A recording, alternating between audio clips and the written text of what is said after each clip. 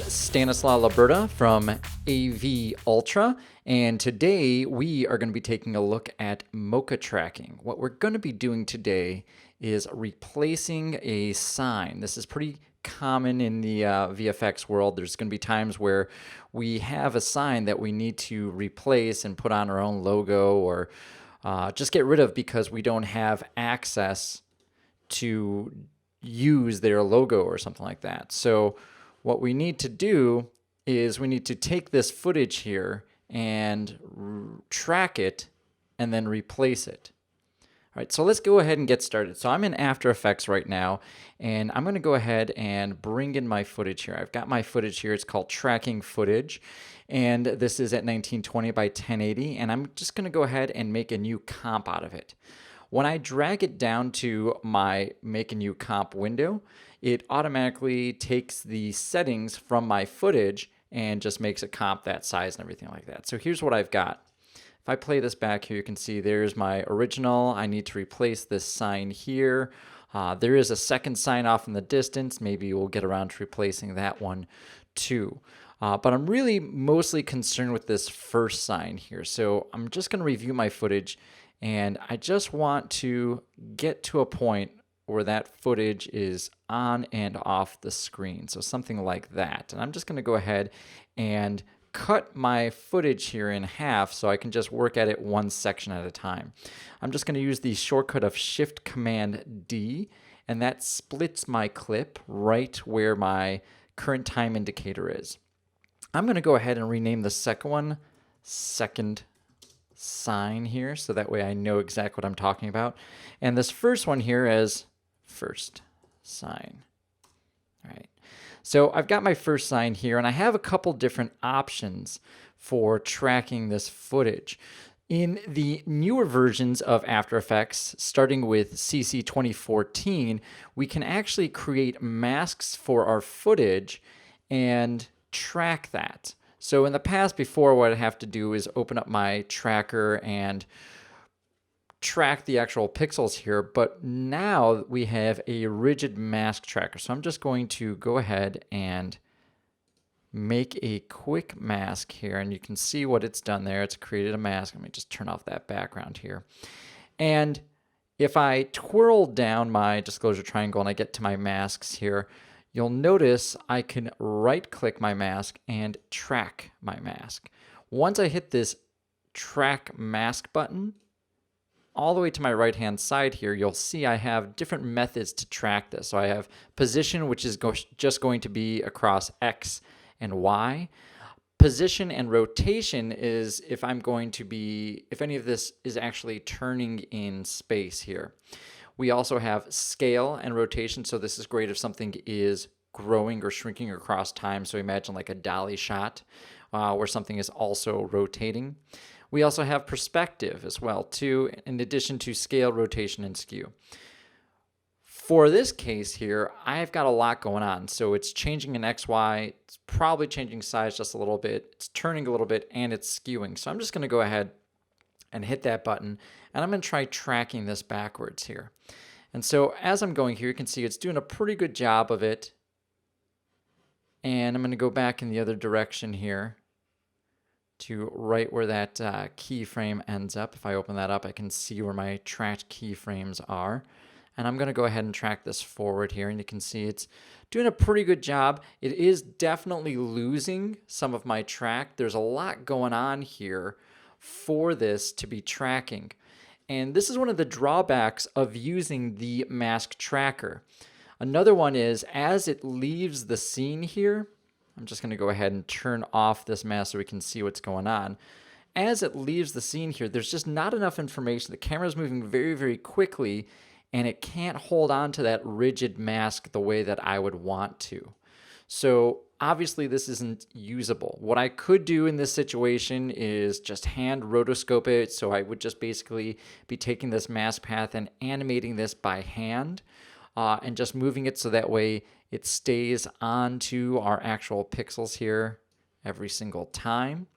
But that is kind of a drag. And personally, I kind of hate doing that. Anybody who does a lot of rotoscope work knows that it's just time consuming. If you want it pixel perfect, you're going to have to go ahead and do that. But as someone who has to do this stuff fairly regularly, I want the best tools that I can use to break down my process and make it as easy as possible. So I'm just going to go ahead and I'm going to undo this. I'm going to get rid of this mask completely.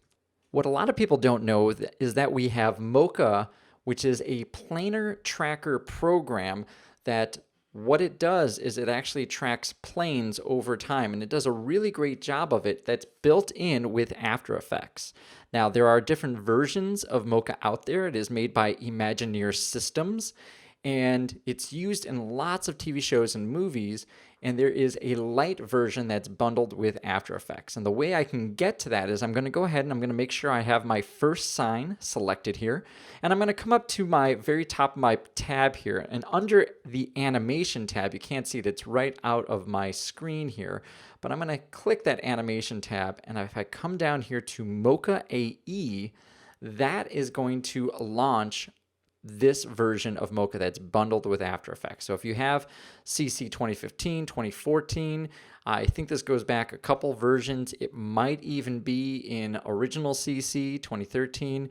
Not 100% sure, but you can see that right there in the bottom corner, I've got Mocha AE popping open. And as soon as I open it for the first time, it's just going to ask for your registration. You can go ahead and fill this out. I recommend it. They send some pretty awesome webinars and some awesome newsletters. So in case you are interested more in MOCHA, you can get that. I'm just going to go ahead and register later for right now. Once we start MOCHA, it's going to ask you a couple things. One, what's the name of your footage? Where do you want to keep it, etc.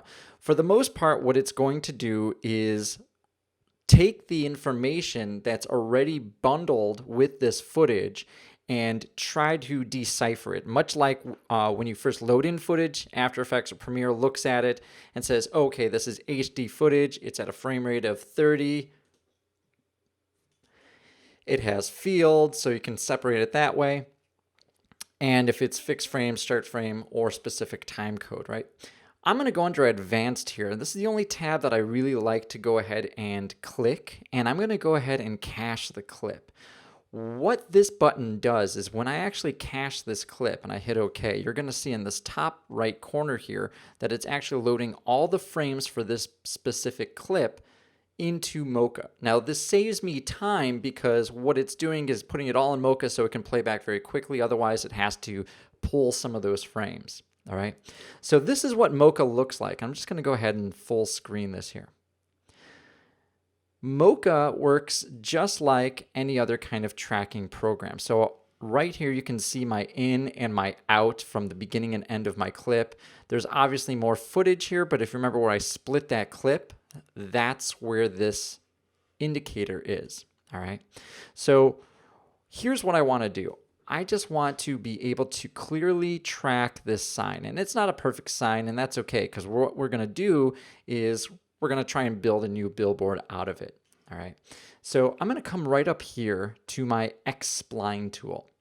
Now, it looks very similar to the pen tool, but in my perspective, it tends to work out a little bit better. All right. And so what I'm going to do is I'm just going to click, and you'll notice that it's going ahead and it is making this fully formed mask already. And I don't have to continually work with Bezier handles. And I'm just going to click right there. Notice it's not very clean. It's not very precise. To close my mask and just leave these 4 points, I'm just going to right click. And you can see what it's done there. On the corners here, we have tension handles. So if I pull on this particular tension handle, you can see what that's doing to that mask. All right. And if I hover over this particular point, you'll notice in my top left corner, it's showing me a super zoomed in preview of the exact pixel that I'm locked onto for that specific point. And I'm just going to go ahead, for purposes of this tutorial here, going to go ahead and try and lock these down pretty precisely. Normally, I'll do this for clients, but if I'm doing it for my own work, I tend to go a little bit fast and clean it up later. Just your preference. All right, so there we go. So now I've got these 4 points and I want to track this footage. And You'll notice when I created this mask, it's also created a layer. So with this layer here, I'm just going to go ahead and I'm going to call this layer. I'm just going to click it and hit return and just call this sign. And you'll notice it has an in and out point. And right now I'm in the middle of my clip, and I just want to go to this tracker button here. And you'll notice I have a track previous frame, forward frame, backwards or forwards. Now I'm going to go ahead and take a look at the motion, and you'll notice that we have very similar things to After Effects Mask Tracker.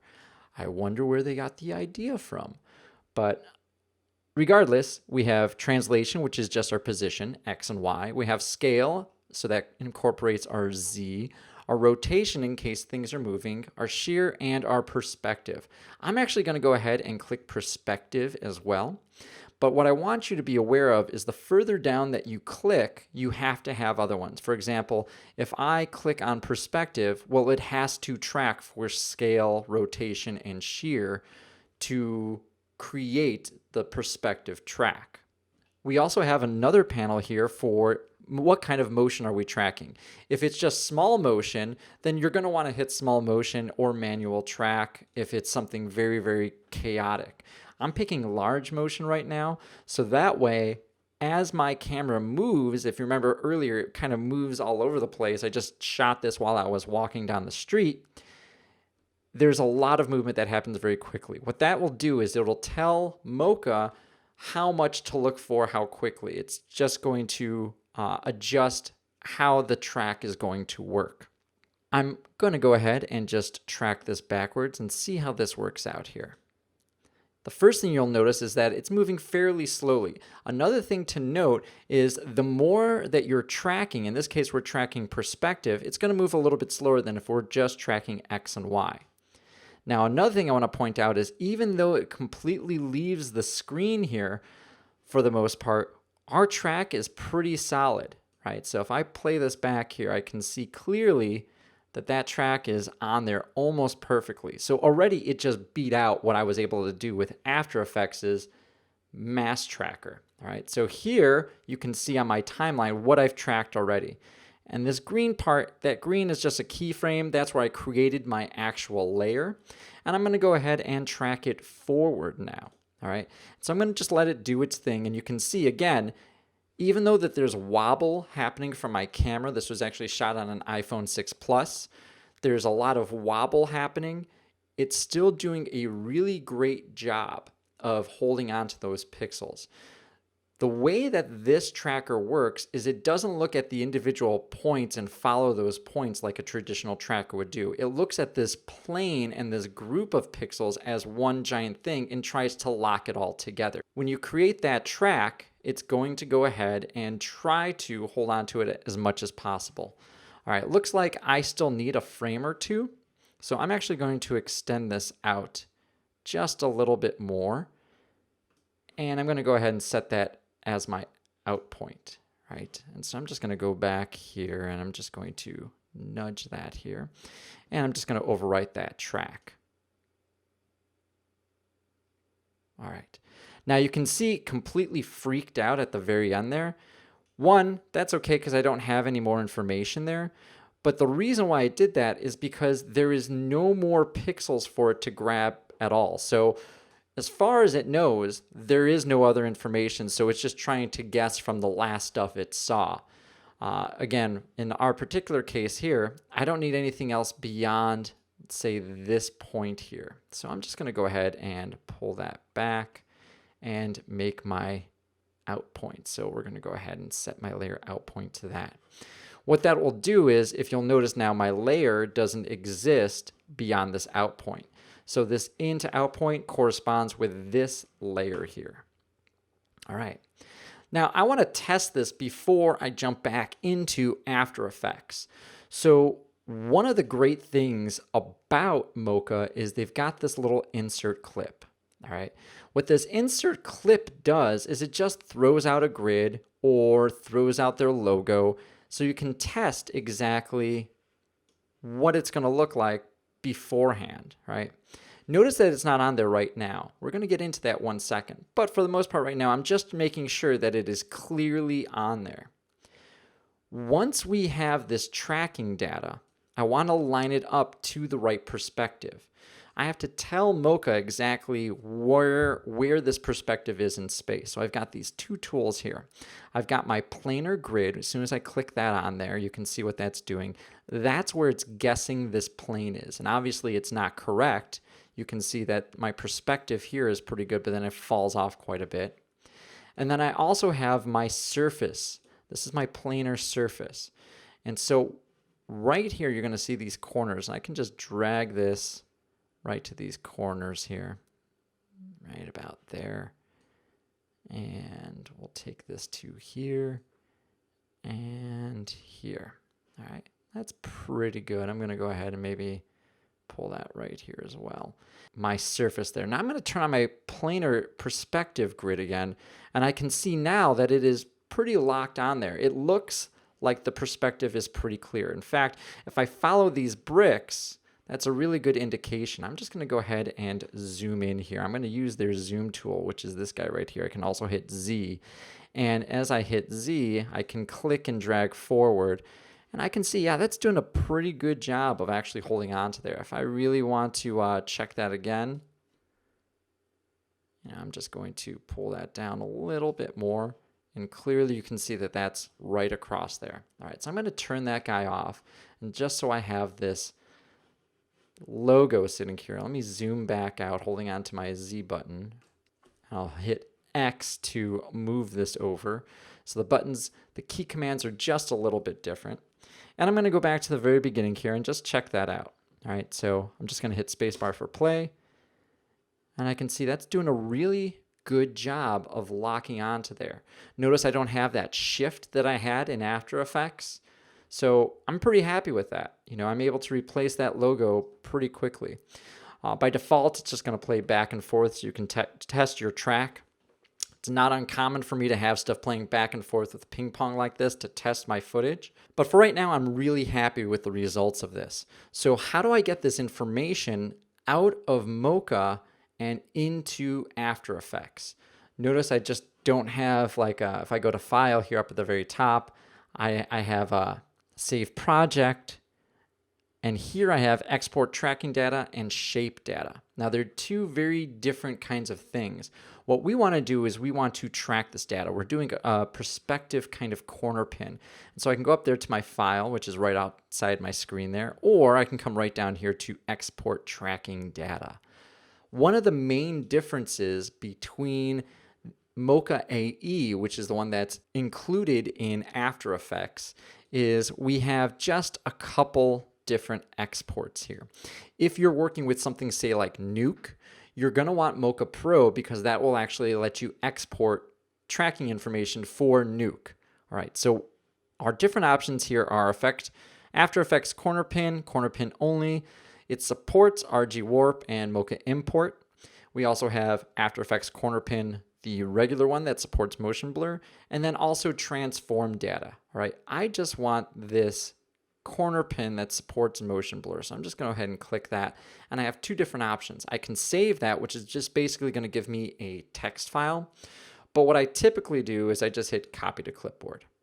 And so what I've done here is hit copy to clipboard, and I'm just going to open up After Effects again. And I'm going to go to the very beginning of my timeline here. And I'm just going to create a new solid. So I'm just going to create a solid, call it replacement,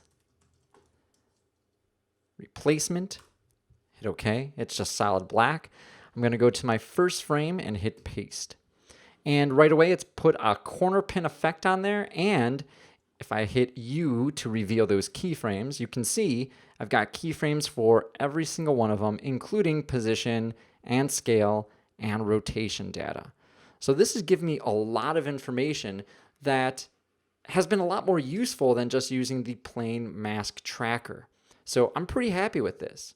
Now, what if I don't necessarily need this whole thing to be kind of blacked out or anything like that? Or, maybe I want to go ahead and replace the sign now. Well, that's great, because what I'm going to do is just precomp this whole replacement sign. So I'm just going to hit precompose. We're just going to call this replacement sign and hit OK. And it still has all that information in there. I'm just going to double click that. And now I'm inside this replacement. So I'm just going to zoom this out.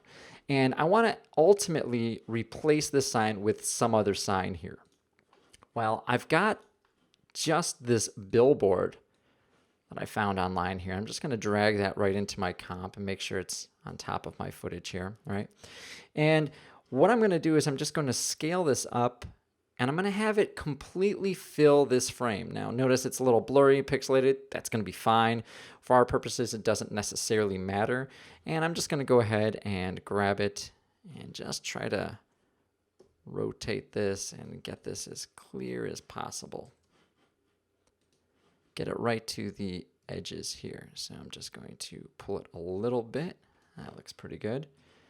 And I'm going to go ahead and unlink the scale, make this a little taller there, and a little bit of that. So that's pretty good. I'm also going to turn off this replacement layer. I can see I just need to pull this a little bit right there. I'm going to lose some of that shadow, but that's okay because we can always rebuild that. So now if I go back to my tracking footage, you can see that that's been completely put in there. The reason why we have to go to the very edges with this is if I just go ahead and scale this down like that, right? And that's what I want to replace it with. The corner pin actually pulls the whole corners of your footage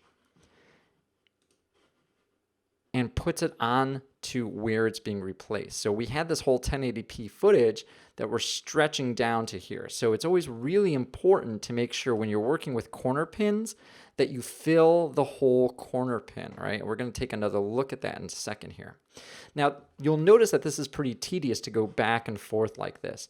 I personally hate working like this. So instead, what I do is, here's my final result. This is what I want to see as I'm working. Well, I'm going to go ahead and lock this composition here.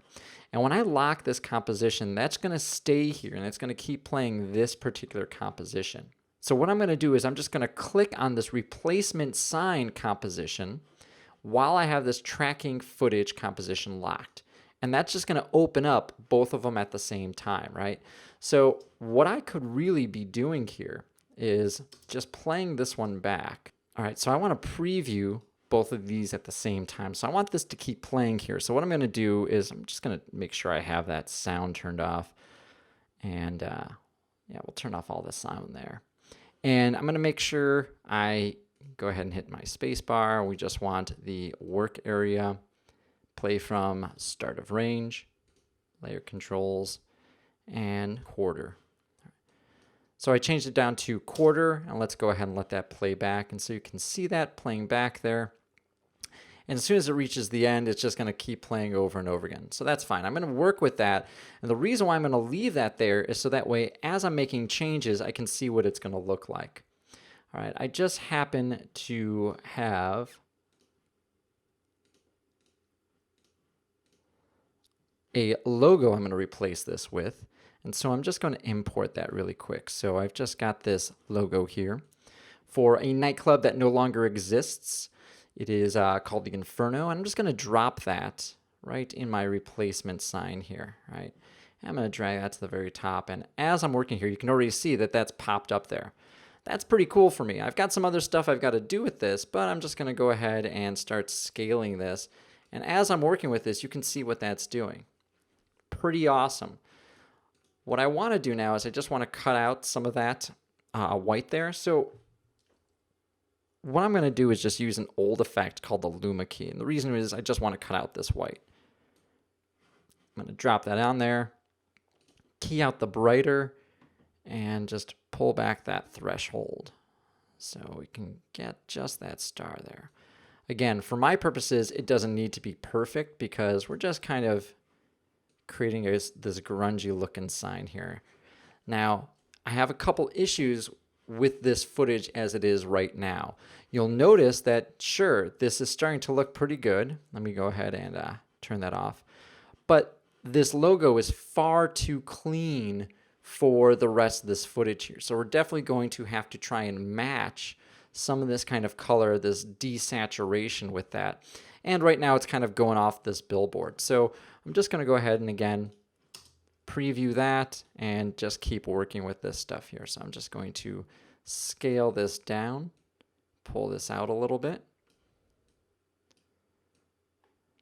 And I want this to look fairly weathered. So I'm just going to go ahead and change its mode here. So right now it's at normal. All right, I like this multiply one, and it's still a little saturated. So I'm just going to cheat a little bit and just pull down its opacity, something like 80%, 70% here. And again, this whole thing is a little too much right now. I definitely want to desaturate it and stuff like that.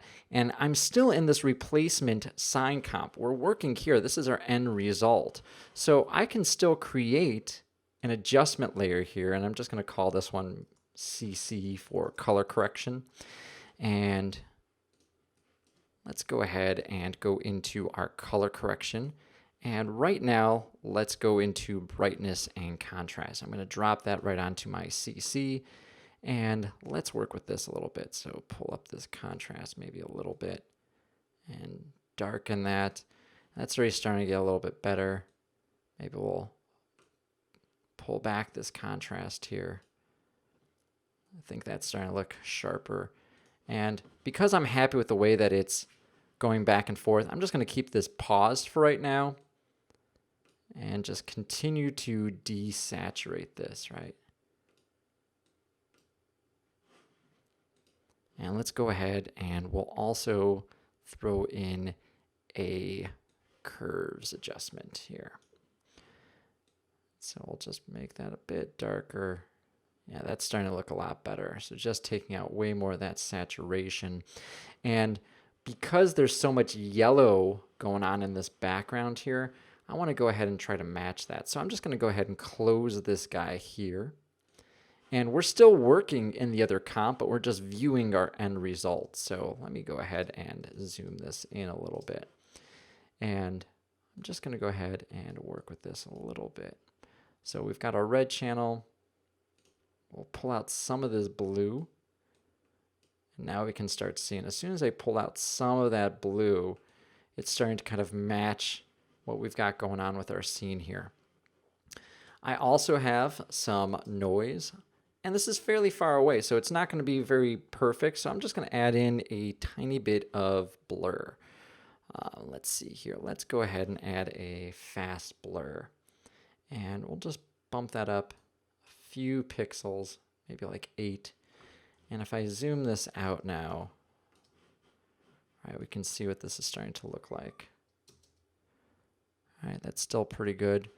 I want to work with this a little bit more, maybe add in a second saturation, or in this case here, maybe even we're in our tracking footage here, on a replacement sign, add a little bit of motion blur. See what that looks like. All right. And maybe I'll desaturate this just a little bit more. Put that on there.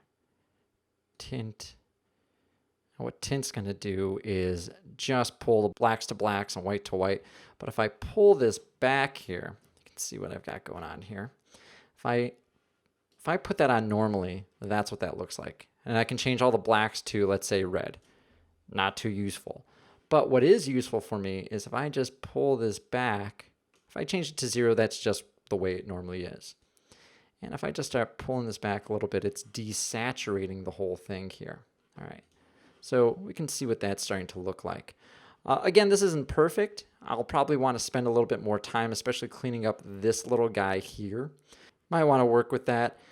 In this case, I think it's okay to leave it as is. But there you go. You can see how we've completely replaced that sign now. All right, so you can see how we were able to do this and track this footage and basically replace that sign with whatever we'd like. So just the before and after here, so you can see there's our before and then our after. Again, if this was for a client or if it was something that was really important, I'd probably work and clean up a little bit of that red sticking off the top from that original sign. I'd probably go ahead and clean some of this up a little bit more. For our purposes of just replacing the sign just to get rid of it, I'm pretty happy with that overall result.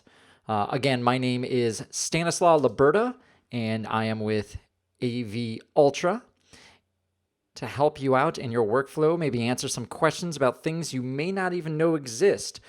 So hopefully you like this. Hopefully this was useful for you. If you really liked it, feel free to go ahead and subscribe, and I'll see you next time.